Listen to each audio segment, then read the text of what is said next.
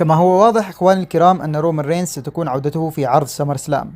فأول مهمة لرومان رينز عند عودته هي تدمير سولو سيكاوا ورفاقه، لكن طالما أن رومان رينز سيعود لوحده دون أن يساعده أحد، فمن المتوقع أن يقوم البلود لاين الجدد بتدميره عند أول ظهور له.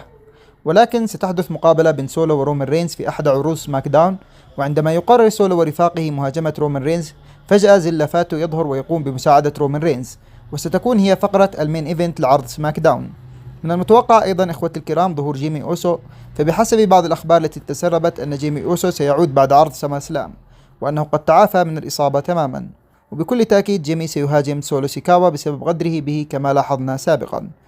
لكن لا زال البلود لاين متفوقين في العدد، إلى أن يقوم رومان رينز بتكوين فريق بلود لاين مكون من 4 أعضاء، حينها لن يستطيع البلود لاين الجدد مجابهة البلود لاين الأصليين.